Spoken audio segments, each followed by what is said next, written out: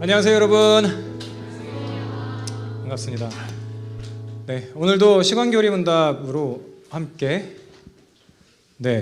이야기를 해보려고 합니다. 그래서 63문입니다. 이제 저번 시간에 하늘에 우리 아버지에 대한 것들을 했다면, 그런 다음에 이제 오늘은 이름이 거룩히 여김을 받으시오며라고 이제 할 겁니다. 네, 하늘에 계신이라는 제 톤이 너무 주기도문 외울 때 톤이어서 네, 여러분들이 기뻐하시는 표정을 봤습니다. 63문을 좀 같이 읽고 그리고 또 말씀을 나눠보겠습니다. 63문 제가 문을 읽으면 여러분들이 답을 같이 읽어주시면 좋겠습니다. 제가 읽겠습니다. 이름이 거룩히 여김을 받으시옵소서라는 말은 무슨 의미입니까?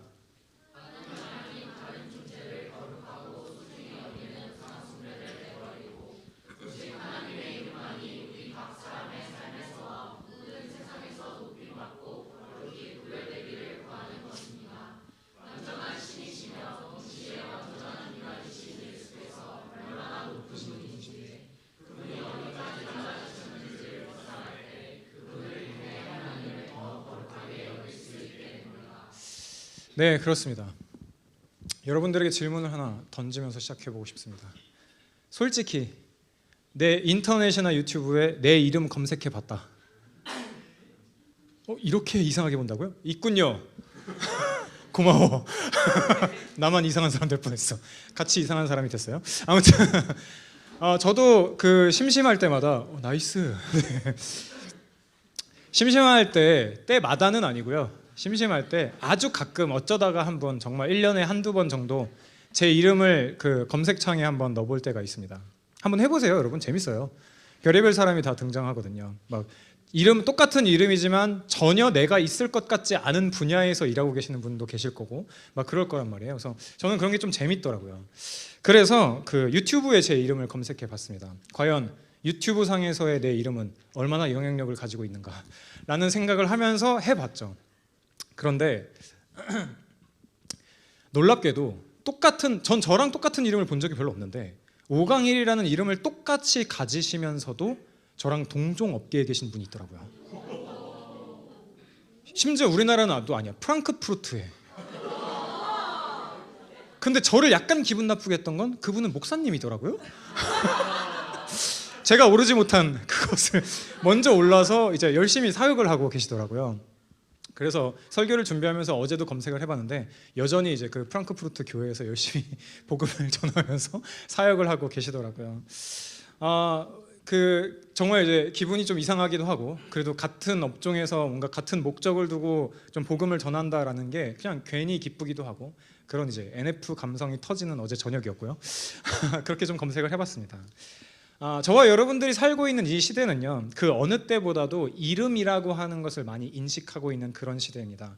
우리가 입고 있는 옷의 브랜드가 무엇인지, 혹은 내가 다니고 있는 학교의 이름은 어떤 이름인지, 혹은 회사의 이름은 무엇인지, 아니면 내 이름이 들어가 있는 인스타그램의 팔로우 수는 얼마나 되는지, 혹은 뭐 닉네임이 됐든 뭐가 됐든지 거의 다 이름의 문제이죠. 내 이름이 어디에 걸려 있는가, 내 이름이 어떤 이름 밑에 소속되어 있는가가 곧 나의 가치처럼 여겨지는 그런 시대를 우리가 살고 있어요. 여러분들은 어떻습니까? 여러분들에게 있어서 가장 소중한 이름은 어떤 이름입니까? 여러분들이 사랑하는 그 어떤 사람의 이름이 떠오를 수도 있고요, 여러분들이 덕질을 하고 있는 누군가의 이름이 떠오를 수도 있습니다. 그런데 대부분은요, 우리에게 있어서 가장 민감한 이름은요, 우리 자신의 이름일 거예요. 우리 자신의 이름이요.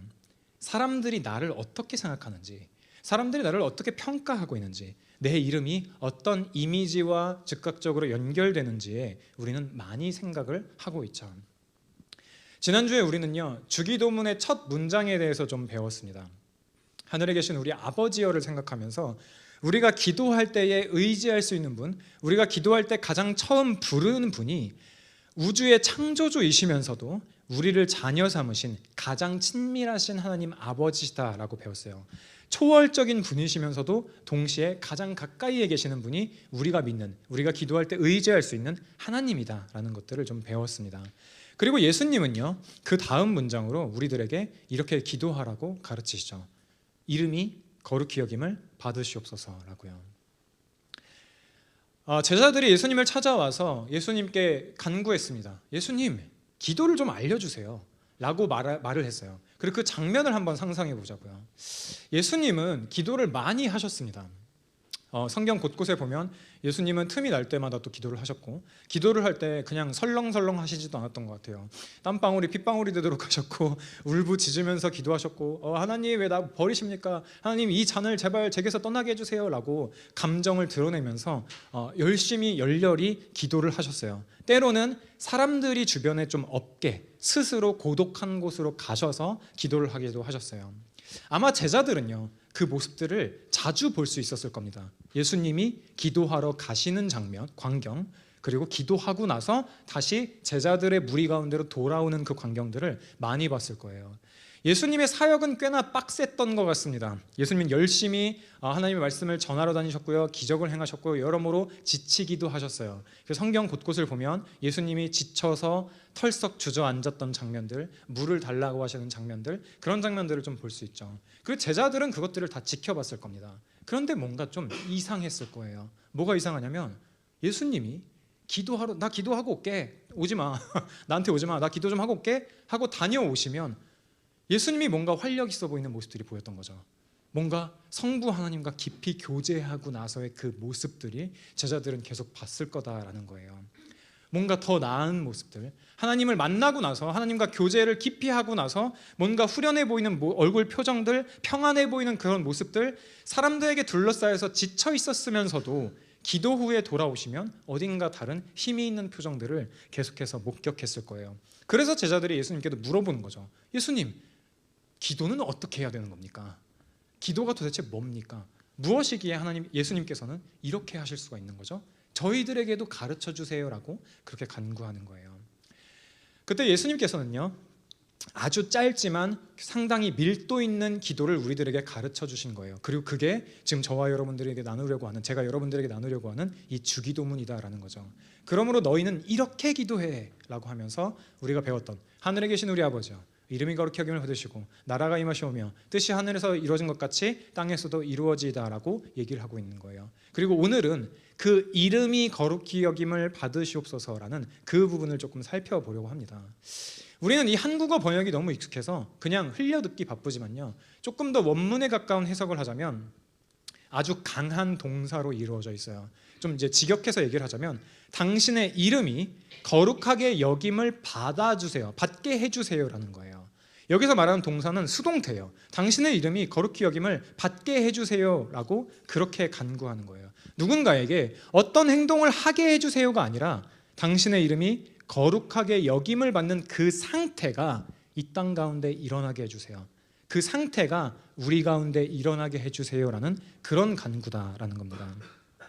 이거는요, 단지 하나님 당신의 이름이 저에게 우리 마음속에 조금 존중을 좀 받게 해주세요 정도가 아니라, 하나님 그분의 이름이요, 우리들의 실제 역사와 현실 가운데에서부터 따로 구별되고 가장 높임을 받고 가장 인정받는 일이 일어나게 해달라는 그런 간구입니다.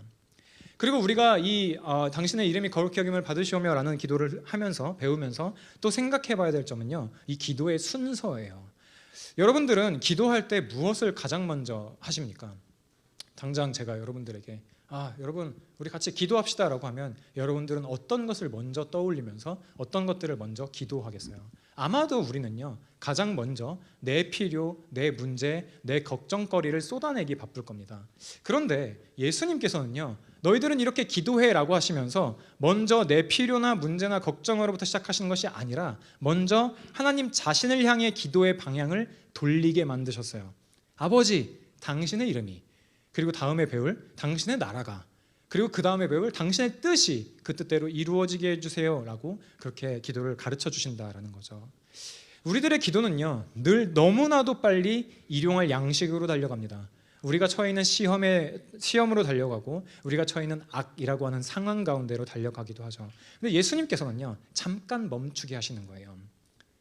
기도의 처음부터 너희들의 이야기가 아니라 하나님 아버지의 이름을 먼저 바라봐봐라고 말씀을 하시는 거예요. 여기서 이름이라고 하는 것이요, 그 단순히 우리들에게 호칭을 뜻하는 게 아니라는 것을 우리는 성경 전체를 통해서 많이 배우고 있습니다. 그냥 이름이라고 하는 것이 어떤 단어로만 존재하는 게 아니고요, 특히 구약에서 어떤 사람의 이름은 그 사람의 인격뿐만 아니라 성품, 그리고 그 사람이 가야 될 길까지도 나타내는 그런 풍부한 의미를 담고 있는 거였어요. 예를 들면 야곱은 붙잡는 자에서 이스라엘로 바뀌었죠. 그리고 아브람은 그냥 존귀한 아버지라고 하는 뜻인 아브람은요, 열국의 아버지라고 하는 아브라함으로 이름이 바뀌었어요. 이름이 바뀔 때 단순히 이름 철자가 바뀐 게 아니라 그 존재의 방향과 약속이 그 안에 다 담겨져 있었던 것이죠. 아마 여러분들의 이름도 마찬가지일 겁니다. 여러분들의 이름을 어떤 분들은 뭐 할아버지가 지어주신 분들도 있을 것이고, 어떤 분들의 이름은 자기가 지을 수는 없잖아요. 아버지가 지어주신 분들도 있을 거고요. 그럴 거예요. 근데 그 이름에 담겨있는 뜻들이 분명히 있을 거다라는 거죠. 하나님의 이름은요, 더더욱 그렇습니다. 우리가 하나님께서 하나님 자신을 어떻게 표현하셨는지를 먼저 생각해 보면 하나님이 어떤 분이신지를 우리는 알 수 있어요. 출애굽기 3장을 보면요, 모세가 떨기나무 불꽃 가운데에서 하나님을 처음 만났을 때 두렵고 떨림으로 하나님께 물어봅니다. 하나님, 제가 하나님을 만났는데 그리고 하나님 당신께서 이런저런 말씀을 저한테 허락해 주셨는데요, 제가 이스라엘 백성들에게 가서 하나님이 나를 보냈어 라고 말을 해야 되는데, 그럼 그 사람들이 저한테 물어볼 것 같아요. 그 하나님은 누구야? 그 하나님은 모세 너를 보낸, 너에게 정말 드러나신 그 하나님은 도대체 어떤 분이야? 라고 하면 제가 뭐라고 말해야 되죠? 라고 역질문을 던집니다. 그 질문은요, 하나님, 당신의 성함이 어떻게 되십니까? 이 정도를 물어보는 게 아니에요. 그냥 예의 바른 질문이 아니라요, 하나님, 당신은 어떤 분이십니까? 어떤 성품을 가진 분이십니까? 내 앞에 나타난 이 신은 우리를 도우시는 분이십니까? 아니면 제가 계속 두려워해야만 하는 분입니까? 라는 그런 신학적인 질문을 하고 있는 거예요. 그때 하나님께서는 이렇게 대답을 하시는 거죠. 나는 스스로 있는 자야 라고요. 나는 스스로 있는 자야 라고요. 그리고 이어서 이것은 영원한 내 이름이고 대대로 기억해야 될 나의 이름이야 라고 말씀하세요. 스스로 있는 자라고 하는 이 이름 속에는요, 다른 모든 피조물과는 전혀 다른 하나님의 절대적인 성품이 드러나는 이름이다라는 거예요. 저와 여러분은요, 모두 어디선가에서부터 시작됐어요. 무언가로부터 시작됐어요. 우리들의 부모로부터 우리는 태어났고요, 이 시간 속에서 태어났고요, 지금도 그리고 앞으로도요, 무언가를 의지해서 살아갑니다. 근데 하나님께서는요, 어디선가부터 시작되지 않은 분이에요. 누군가에게로부터 생겨난 분도 아니에요. 원인도 없으신 분이시고 시작도 없으신 분이시고 처음부터 지금까지 그 어떤 의존도 필요 없는 스스로 존재하는 분입니다. 그분에게는 시작이라고 하는 개념도 없고 끝이라고 하는 개념도 없는, 그렇게 스스로 존재하는 분이라고요. 게다가 그 이름에 하나님께서는 첨언을 하시죠. 나는 스스로 있는 자야. 그뿐만이 아니라 나는 아브라함의 하나님이야, 나는 이삭의 하나님이야, 나는 야곱의 하나님이야, 나는 누군가의 하나님이야 라는 호칭을 붙이시면서 그 하나님께서 단지 추상적인 어떤 존재가 아니라 역사 속에서 함께 하시는 하나님이다, 약속하시고 지키시는 하나님이시다라는 것들을 우리들에게 계속해서 가르쳐주고 계신다라는 겁니다. 그래서 우리가요, 하나님의 이름이 거룩히 여김을 받으시옵소서라고 기도할 때 우리들의 입술에 담기는 거는요, 그냥 하나님, 당신의 이름을 부르짖는 그 하나님이라고 하는 말만 들리는 게 아니고요, 스스로 계시면서 이 역사 속에서 약속을 지키시는 그 하나님, 그분의 인격과 명예가 우리들의 삶과 이 세상 가운데 다른 모든 이름과 구별돼서 가장 소중한 이름으로 드러나게 해주세요라고 하는 그런 엄청난 간구가 담겨져 있다는 거죠. 우리가 쉽게 하는 당신의 이름이 거룩히 여김을 받으시오며라고 하는 그 기도 안에는 이런 내용들도 다 담겨져 있다는 거예요. 그런데 성경은요, 굉장히 정직하게 얘기를 합니다. 제가 방금 지금까지 얘기를 드렸던 것은 당신의 이름이 거룩히 여김을 받으시오며라는 거는 이렇게 거대한 뜻을 가지고 있어요, 엄청난 신학적인 뜻을 가지고 있고 이런 간구를 우리가 하는 거예요 라고 말씀을 드렸지만, 정직하게도 성경은요, 하나님의 이름이 그렇게 무겁고 그렇게 거룩하고 그렇게 위대한 이름인데도 불구하고 하나님께서 택하신 하나님의 백성조차도 그 이름을 제대로 거룩하게 여기지 못했다라고 하는 그 사실들을 절대 숨기지 않습니다. 에스겔 36장을 보면요, 이런 말씀들이 등장을 하는데요, 제가 너무 길어서요, 이걸 다 읽진 않고요, 설명을 하면서 부분 좀 설명을 해보겠습니다. 이스라엘은요, 우상 숭배를 저지릅니다. 그리고 불의한 일들을 계속하고 폭력적인 일들을 행하죠. 그렇게 살다가 결국 바벨론이라고 하는 곳에 끌려가서 포로가 돼요. 그들은 모두 하나님의 이름을 부르던 백성이었어요. 하나님의 이름을 부르던 백성이었어요. 그들의 삶은 그들의 삶은 하나님의 이름과는 전혀 어울리지 않는 삶을 살았죠. 하나님께서는 이렇게 말씀을 하십니다. 야, 이스라엘 족속아, 내가 지금 너희들한테 어떤 일들을 행할 건데 내가 이렇게 행하는 것은 너희들을 위한 것이 아니고 너희가 들어간 그 나라에서 더럽힌 나의 거룩한 이름 때문이야. 내가 그들의 눈앞에서 너희들로 말미암아 더럽힌 나의 큰 이름을 거룩하게 만들 거야. 나는 내 이름을 위해서 일할 거야 라고 말씀하시는 거예요. 여기서 하나님께서는요, 이스라엘이 하나님의 이름을 완전히 더럽혔다라고 말씀하십니다. 어떻게 해요? 우리가 생각하듯이 하나님을 막 욕해서가 아니에요. 하나님을 믿는다고 말하면서 그 이름과 어울리지 않는 삶을 살아갈 때 하나님의 백성이라고 하는 간판을 달고 여전히 불의를 쫓고 다니고 여전히 탐욕스러운 모습들을 보이고 여전히 폭력을 행하면서 다닐 때 세상 사람들은 야, 저게 하나님의 백성이야? 라고 말하게 되죠. 그리고 그 순간 그들의 삶은요, 하나님의 이름을 더럽히는 삶을 살게 된다라는 거예요. 하나님의 이름을 더럽히는 일이 되는 것이죠. 그리고 그 장면을요, 하나님께서는 절대 그냥 보고만 계시지 않습니다. 내가 내 이름을 위해서 너희들을 새롭게 할 거야. 그리고 그 뒤에 이어지는 말씀은 이렇습니다. 내가 너희에게 새로운 마음을 줄 거야. 내가 너희들에게 새로운 영을 줄 거야. 너희 육신에서 굳은 마음을 아예 제거해버리고 부드러운 마음을 줄 거야. 내 영을 너희 속에 두어서 내 법을 비로소 행하게 만들 거야 라고 그렇게 말씀하십니다. 하나님은 이스라엘의 범죄에 대해서 그냥 탄식하는 것으로만 끝나지 않으세요. 너희가 내 이름을 완전히 더럽혔구나. 나는 그러면 너희를 아예 버려버리고 다른 민족을 찾아버리겠어가 아니라 내 이름을 너희가 더럽혔으니 내가 내 이름을 위해서 오히려 너희들을 새롭게 할 거야. 내가 성령을 보내서 너희 안에 전에도 없었던 새로운 마음을 만들어낼 거야 라고 그렇게 말씀하신다라는 거예요. 여기서 우리는 주기도문과 이 에스겔 36장이 연결되는 것들을 좀 확인해 볼 수 있습니다. 이름이 거룩히 여김을 받으시오며 라는 이 기도는요, 하나님 우리가 이제 정신 차리고 다시 살아볼게요 라는 게 아니라요, 하나님 우리가 당신의 이름답게 살지 않았음을, 이름답지 않게 살았음을 인정합니다. 하지만 당신은 당신의 이름을 위해서 당신의 백성을 버리지 않으시는 분이십니다. 그러니 우리에게도 새 마음을 주셔서 당신의 이름이 우리 안에서 참으로 거룩히 여김을 받게 해주세요. 이런 간구가 되는 겁니다. 한번 이제 우리 얘기로 좀 더 가지고 와서 이 얘기를 좀 이어서 좀 해봅시다. 오늘날 예를 들어서 제가 길을 가다가 물레역 근처를 배회하다가 어떤 사람을 붙잡고 당신은 어떤 우상을 섬기시나요? 라고 하면 이렇게 비웃겠죠. 비웃기만 하진 않을 겁니다. 이건 또 어떤 이단이지? 어떤 사이비지? 하면서 저를 피할지도 몰라요. 그런데 뭐 물어보다 보면 아마 대부분은 정말 저를 미친놈처럼 보면서 뭐예요? 아니요, 저는 그런 거 안 믿어요. 저 교회도 안 다니고 전 종교도 없어요. 그냥 이렇게 할지도 몰라요. 그런데 그 사람들의 마음을 조금 더 들어가 보면 우리들의 마음이 그런 것처럼요, 모두 어떤 이름을 가장 중요하게 여기면서 살아간다는 것들을 확인할 수 있죠. 그리고 그 이름이요, 우리들의 실질적인 신이 된다라는 겁니다. 예배를 드린다는 것은요, 종교가 있냐 없냐의 문제가 아닙니다. 우리가 무엇을 위해 시간을 쓰고 있는지, 무엇 때문에 잠을 못 자고 있는지, 무엇을 잃을까 봐 가장 두려워하고 무엇을 얻기 위해서 기꺼이 나 자신을 희생하는지를 생각해 보면요, 우리가 실제로 무엇을 예배하고 있는지가 드러나게 돼요. 이 관점에서 보면요, 우리 모두 다 어떤 이름들을 굉장히 거룩하게 여기면서 살아가고 있다는 거죠. 그런데 문제는 뭐냐면요, 정말 그 이름들이 우리를 정말 끝까지 책임져 줄 수 있는가라는 거예요. 성공이라고 하는 이름은 어떨까요? 우리가 실패하는 순간 우리를 버려버리는 이름이죠.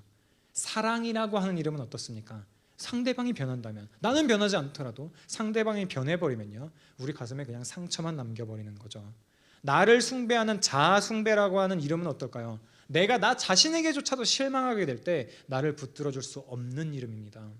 그렇기 때문에 우리들이 진짜 던져야 되는 질문은 이거예요. 내가 지금 이렇게 붙잡고 의지하고 있는 그 이름이 정말로 내가 평생 예배해도 괜찮을 만큼 선한 이름인가?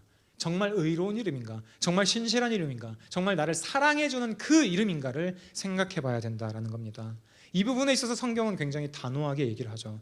우리에게는요 오직 한 이름, 하늘에 계신 우리 아버지의 이름만이 우리들의 예배를 감당할 수 있는 유일한 예배다, 유일한 이름이다라고 그렇게 얘기를 해주고 있습니다. 우리는 그렇게요 나의 이름이라고 하는 우상들을 계속해서 섬기면서 살아가고 있죠. 우리는 왜 그렇게 성공을 붙잡을까요? 결국 내 이름이 대단한 이름이 되기 위해서죠.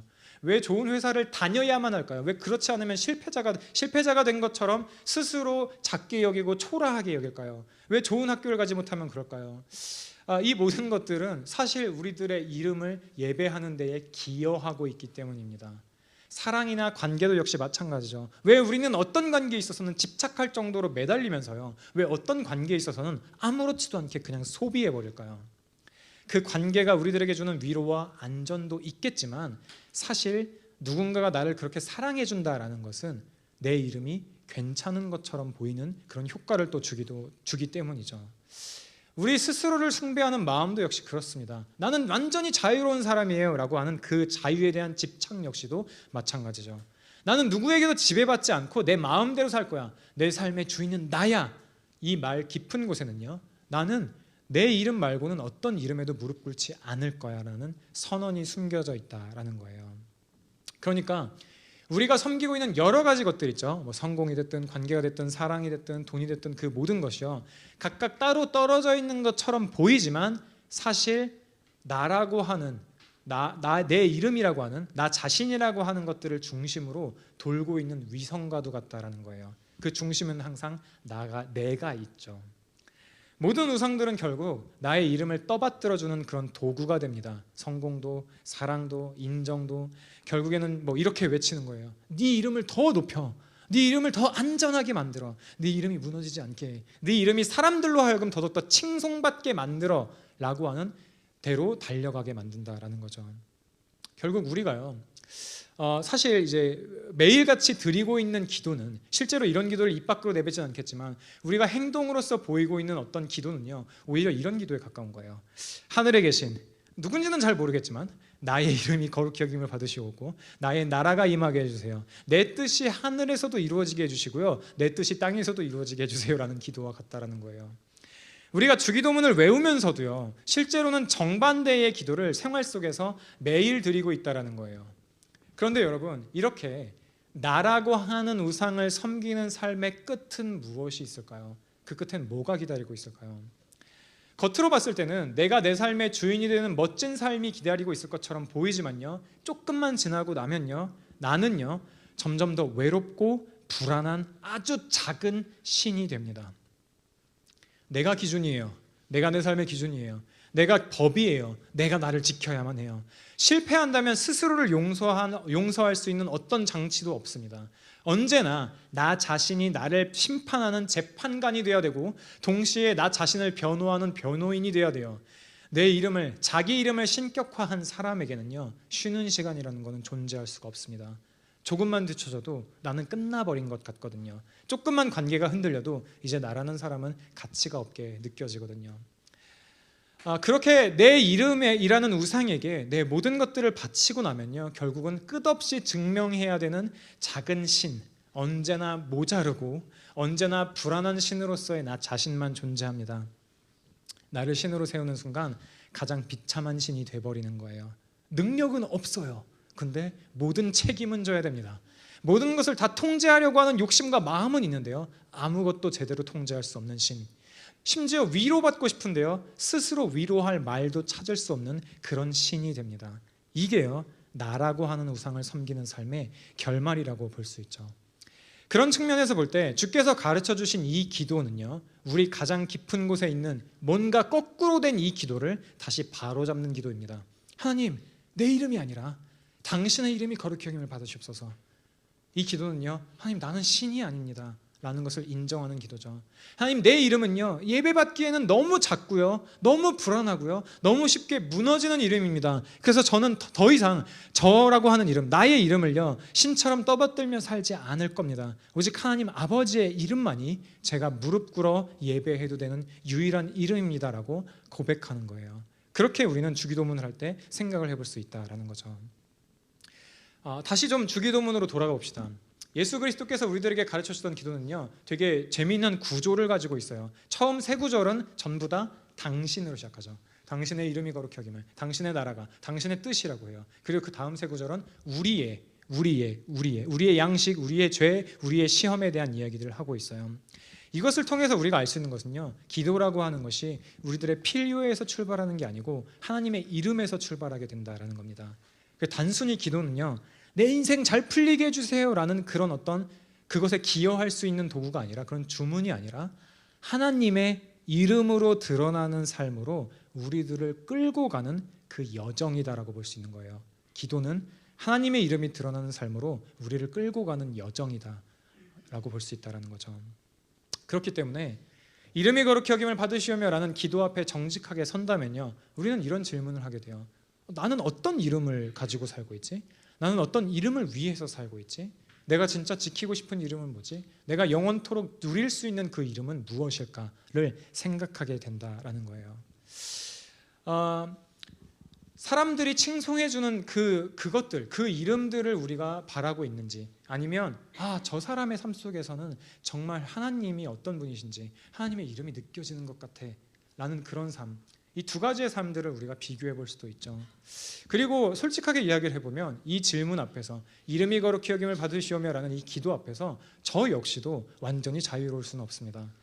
설교를 준비하면서도 사람들이 이 설교를 어떻게 평가할까의 마음이 먼저 가기도 쉽고요, 사역을 하면서도 내가 맡은 청년 일부가 이 어떤 평가를 받게 될까, 이 시광교회라는 교회의 이름은 어떻게 평가를 받을까에도 굉장히 많이 신경 쓰이고 좀 휘둘릴 때도 많이 있는 것 같아요. 그럴 때마다 저는요, 스스로 이 기도를 기억해야죠. 하나님, 당신의 이름이 거룩히 여김을 받으시옵소서, 당신의 이름만이 거룩히 여김을 받으시옵소서라는 이 기도를 계속 기억해야 될 겁니다. 그럼 이제 제 이름을 검색하는 걸 좀 끊어야겠죠, 먼저. 우리가 이 기도를 할수록요, 자기 자신을 더 깊이 보게 됩니다. 그러면서 이런 생각을 하게 되죠. 하나님의 이름이 이렇게 귀하고 이렇게 정말 완전한 이름이고 그분의 이름을 따르는 것이 가장 소중한 것인데 나는 왜 이렇게 이름을 자주 잊어버리지? 나는 하나님의 이름과는 도무지 어울리지 않는 삶을 살고 있는데 도대체 어떻게 이 기도를 우리가 진심으로 할 수 있을까라고 생각하게 돼요. 그때 우리는요, 2부 예배 때도 살펴봤지만 겟세마네 동산에 있는 그 기도를 생각해 볼 수 있습니다. 예수 그리스도께서 기도하실 때요, 땀방울이 정말 핏방울이 되도록 기도하시던 그 날을 생각해 볼 수 있어요. 아버지여, 할만하시거든 이 잔을 내게서 지나가게 해주세요. 그런데 내 원대로 마시고 아버지의 원대로 해주세요. 아버지의 뜻대로 해주세요 라는 그 기도요.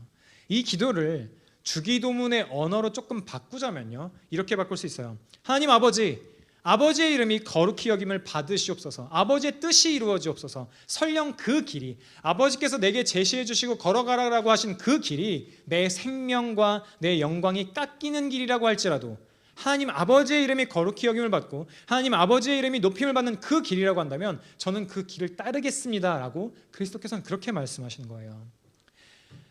생각을 해보면요, 예수 그리스도께서는요, 이 땅 가운데서 사시면서 단 한순간도 아버지의 이름을 더럽히신 적이 없습니다. 그분의 모든 선택, 그건 아버지의 이름을 거룩하게 만드는 거였어요. 그분의 모든 말씀, 모든 기적을 행하신 것들, 그분의 모든 눈물, 그분의 모든 침묵조차도 하나님 아버지의 이름을 거룩하게 영광스럽게 드러내는 삶이었어요. 특히 요한복음에서 예수 그리스도께서는 이렇게 말씀하시죠. 아버지여, 아버지의 이름을 영화롭게 해주세요라고요. 영화롭게 하옵소서라고요. 십자가를 앞에 두면서도 하나님 아버지께서 내게 하라고 주신 일을 이루어서 아버지를 이 세상에서 영화롭게 했습니다라고 말하고 있거든요. 그렇게 봤을 때 그리스도의 인생을, 예수 그리스도의 이름을요, 한 문장으로 요약하면 아버지의 이름이 거룩히 여김을 받게 하는 그런 삶이다라고도 우리는 말할 수 있습니다. 그리고 그 절정은 어디서 드러나죠? 십자가에서 드러납니다. 십자가에서 사람들은요, 예수 그리스도의 이름을 조롱합니다. 유대인의 왕 예수라는 팻말을요, 비웃음 섞인 톤으로 걸어놓고서는 사람들은 고개를 흔들면서 얘기를 하는 거죠. 네가 하나님의 아들이면 내려와봐. 그 순간 예수님이라고 하는 그 이름은요, 사람들 눈에 가장 수치스러운 이름, 가장 피하고 싶은 이름, 버림받은 이름, 조롱받는 이름이 될 겁니다. 그렇다면요, 우리는 이런 상상을 좀 해볼 수 있어요. 당시에 예수님께서 받으신 어떤 예수님의 상황을 생각해 봤을 때 예수님이라고 하는 존재가 그 이스라엘에서 행하고 이런 그런 것들을 보면 굉장한 이슈였을 거예요. 그 사람들 사이에서요. 많이 사람들의 입에 오르내리락 하는 그런 소문이 돌았을 겁니다. 그런데 문제는 뭐예요? 예수라고 하는 이름은요, 당시에 굉장히 흔한 이름이었어요. 동네 시장에서 야 예수야 라고 부르면 적어도 몇 명은 뒤돌아봤을 거라고요. 그 정도로 흔한 이름이었어요. 그런데 그 흔한 이름이요, 십자가 위에서 죄인의 이름이 됐어요. 반역자의 이름이 됐고요, 조롱받는 이름이 됐습니다. 요즘에도 흉악한 범죄자가 뉴스에 나오면요, 그 사람의 이름을 가진 사람들은 꽤나 많이 개명 신청을 합니다. 같은 이름을 갖고 싶지 않아서요. 그만큼 더러운 이름이 돼버렸으니까요. 내가 나한테 주어진 이름이지만 벗어버리고 싶은 그런 이름이 됐다라는 거예요. 아마 그 시대에도 예수라는 이름을 가진 사람들의 마음 한켠에는 굉장한 불편함과 함께 그들의 입에서는 불평이 쏟아졌을 겁니다. 왜 나사렛에서 온 그 예수라는 인간 있잖아, 그 미친놈이야. 자기가 신이래. 자기가 죽은 가운데서 다시 부활할 거래. 자기가 완전 왕이 될 거래. 이게 말이나 돼? 라고 하면서 굉장한 조롱을 받았다라는 거예요. 그런데 자신의 이름이 그렇게까지 수치스럽고 피하고 싶은 이름이 되었으면서도요, 그 십자가 위에서 예수 그리스도께서는 끝까지 아버지의 이름을 붙잡고 계시죠. 아버지요, 저들을 사하여 주옵소서. 자기들이 하는 것은 모릅니다. 자기들이 뭘 하는지를 알지 못합니다. 아버지, 내 영혼을 아버지의 손에 부탁합니다. 사람들은 예수 그리스도의 이름을 깎아내리고 있지만요, 예수 그리스도께서는 그 자리에서조차 아버지의 이름을 신뢰하고 아버지의 뜻을 신뢰하는 모습들을 계속 보여주고 계시죠. 그리고 십자가에서 죽으시고 부활하시고 승천하신고요, 그 장면을 빌립보서 2장에서는요 이렇게 해석합니다. 그는 하나님의 본체시나 하나님과 동등됨을 취할 것으로 여기지 아니하시고 오히려 자기를 비워 종의 형체를 가지사 사람들과 같이 되셨고 사람의 모양으로 나타나서 자기를 낮추시고 죽기까지 복종하셨으니 곧 십자가에서 죽으심이라. 이러므로 하나님이 그를 지극히 높여 모든 이름 위에 뛰어난 이름을 주사 하늘에 있는 자들과 땅에 있는 자들과 땅 아래에 있는 자들로 모든 무릎을 예수의 이름에 꿇게 하시고 모든 입으로 예수 그리스도를 주라 시인하여 하나님 아버지께 영광을 돌리게 하셨느니라. 십자가에서 가장 낮아지신 그 이름 때문에요, 아버지는 예수 그리스도의 이름을 모든 이름 위에 뛰어난 이름으로 높이십니다. 그리고 그 이름이 높아질 때 누가 영광을 받으시죠? 하나님 아버지께. 하나님 아버지께서 영광을 받으십니다. 이것들을 통해서 우리는 주기도문의 기도가 어떻게 복음 안에서, 어떻게 그리스도 안에서 이루어지는지를 볼 수 있습니다. 아버지 이름이 거룩히 여김을 받으시옵소서라는 이 기도에 대한 하나님의 궁극적인 대답은요, 내 아들을, 하나님의 아들, 유일하신 아들 예수 그리스도를 십자가와 부활의 길로 보내겠다. 그리고 그의 완전한 순종으로 인해, 완전한 낮아지심으로 인해 내가 내 이름을 영화롭게 하겠다입니다. 그러면 우리는 어떻게 예수님의 이름 안에서 어떻게 이 기도를 올려드릴 수 있을까요? 복음은 이렇게 이야기를 합니다. 우리는 평생 우리들의 이름을 높이고, 우리는 우리들의 평판이 가장 중요하고, 우리는 우리들의 이름을 통해서 우리들의 존재를 증명하려고 애써왔지만 그 모든 기록들이 십자가에서요 예수 그리스도께로 완전히 넘어갔습니다. 우리가 더럽혀온 하나님의 이름, 우리가 무시하고 있었던 그 이름, 우리가 예수 그리스도를 믿는다라고 말하면서도 실제로는 다른 이름들을 중요하게 생각하면서 그 가장 높은 곳에 내 이름을 두려고 했던 그 모든 순간들, 그 죄책이 예수 그리스도의 이름 위에 얹혀지게 됐다고요. 그래서 십자가에서 예수님은요 마치 하나님의 이름을 완전히 모독해버린 사람처럼 심판을 받으십니다. 그리고 그 대신 예수님이 평생 동안 완벽하게 아버지의 이름을 거룩하게 하신 그 순종, 그 사랑, 그 신뢰, 그 복종의 기록들이 우리들에게 입혀지는 것이죠. 우리가 예수 그리스도의 이름으로 기도할 때에요, 하나님 아버지께서는 우리들의 서툰 삶, 속물적인 마음만 보시는 게 아니라요, 그리스도 안에서 이미 완전하게 아버지의 이름을 거룩하게 하신 그리스도의 순종을 함께 보신다라는 겁니다. 그래서 우리가 외우고 있는 이 주기도문은요, 너희가 이대로 완벽하게 살아야 아버지께서 너희 기도를 들어주시겠다라는 조건이라고 보기는 어렵고요, 너희가 나를 믿고 내 이름 안으로 들어오면, 그리스도 예수 안에 있으면 성령께서 너희 안에서 이 기도를 진짜 너희 삶에 이루어지게 만들어 주실 거야 라는 약속에 가깝다라는 거예요. 이걸 에스겔 36장을 빌려와서 얘기를 하자면 내가 내 이름을 위해서 너희에게 새로운 마음을 줄 거야. 새로운 영을 너희에게 줄 거야. 내가 그래서 너희가 기쁨으로 내 이름을 거룩하게 하도록 내가 만들 거야라는 거예요. 그리고 빌립보서 2장을 빌려와서 또 말씀을 드리자면 예수 그리스도의 마음을 품으라. 그분의 낮아지심과 높아지심이 우리들의 생각과 삶의 기준이 되게 하라라는 겁니다. 우리는 좀 여러 가지 장면을 봤습니다. 이 세상 가운데서 사람들이 이름을 어떻게 생각하는지, 그리고 스스로 계시면서 약속을 지키시는 그 하나님의 이름이 어떤지, 그리고 가장 낮은 데까지 가시고 가장 높아지신 그리스도의 이름을 우리가 어떻게 따라야 되는지에 대한 것들을 좀 했습니다. 이야기를 나눴죠. 그리고 결국에는 나의 이름이라고 하는 우상을 섬기고 있다라는 것들도 우리도 모두가 그렇게 섬기고 있다라는 말씀도 여러분들에게 드렸습니다. 그리고 그 삶의 결말이 나를 더 자유롭게 만드는 게 아니고 나를 외롭고 불안한 아주 작은 신으로 만든다라는 말씀도 여러분들에게 드렸습니다. 그리고 동시에 여러분들에게 말씀을 드린 것은 이것입니다. 복음은 우리들에게 전혀 다른 길을 보여준다라는 거였어요.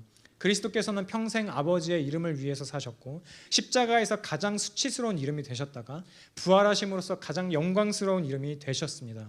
우리의 죄 때문에 더럽혀진 하나님의 이름을 대신 짊어지시고요, 자신의 완전한 순종을 저와 여러분들에게 입혀주셨어요. 그래서 이제 예수 그리스도 안에 있는 사람들은 이렇게 고백할 수 있는 것입니다. 나는 더 이상 내 이름을 신처럼 떠받들지 않겠습니다. 내 이름은요, 예배받기에 너무 작은 이름이에요. 오직 예수 그리스도의 이름만이, 그 이름 안에 드러나는 하나님 아버지의 이름만이 내가 예배해야 될 유일한 이름입니다라고 그렇게 고백할 수 있게 된다라는 겁니다. 저와 여러분들은 어떤 이름들을 섬기면서 살고 있습니까? 여러분들은 여러분의 이름을 섬기고 있습니까? 그렇다면요, 우리는 계속해서 작은 신, 그 어떤 것도 통제할 수 없는, 우리들을 다 받아내지도 못하는 그런 신을 섬길 뿐입니다. 그런 신을 섬기는 것이 아니라 오히려 하나님 아버지의 이름을, 우리보다 우리를 더 사랑하시는 그분의 이름을 함께 섬기며 나아가면 좋겠습니다.